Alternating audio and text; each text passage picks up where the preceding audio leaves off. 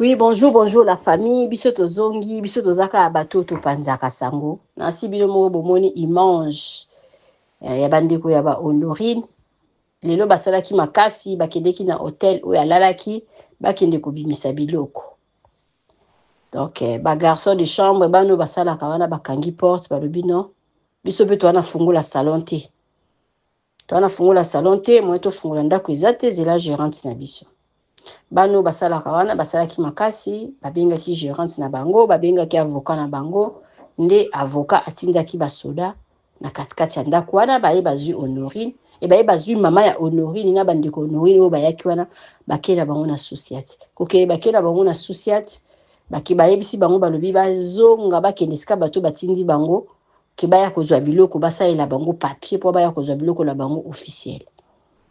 Donc mukolo place à lobby, ils ont battu mingi bazoloba, bazo condamné ye parce qu'on a taza impoli, on a ta finga kabatu, on a te pas sa finga ye penza, batu bayebi bayebi, on a taza na réputation ya mabe banga batu te, aza très impoli, mais mukolo place a osala ka musala na ye, azala na ba sentiment te ya osala ka musala na ye. Azwaka batu nyonso tu ba client nyonso tu ka ndenge moko, donc ye azosala kaka musala na ye yanga na lobi botika ko condamner ye parce que omoni ba CP ici bas. Donc mo wana ezali mot français nyonso tu to sala a na se ifutama a na se yo zo finga mutu kende na yo ko pusa na pembe na mutu wana te parce que un jour ya ozonga obosani. Mais mukolo pesa lobi azala na caractère moko so mutu sala ye mabe il faut zonge pa na ye ubo pusane pa na ya puso su pembeni te mais azo sala kaka ni fiske musala na ye. Donc soki ba numéro na ye pesa maka partout eza na ba internet. Donc eza na TikTok, eza na Facebook, eza na YouTube, eza vraiment partout. Donc mutu nyoso to ko benga pona ko sala réservation ya nini ya chambre ou bien appartement à cause la toujours la bienvenue.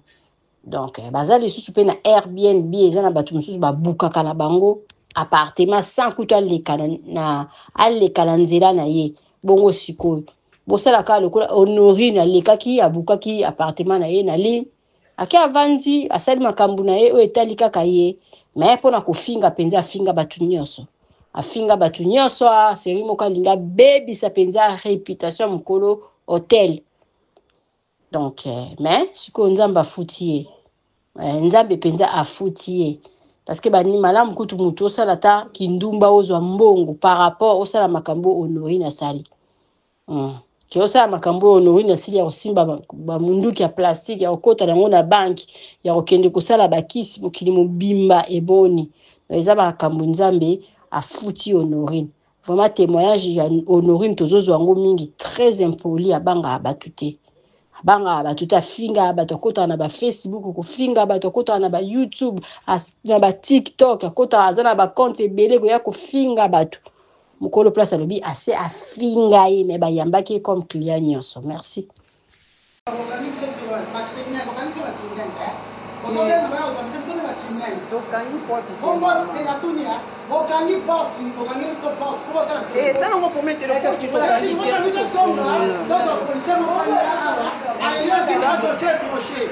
Comme ça, tu vas vendre awa. On dit que tu vas mettre à la côte de toi. Non, pas le type de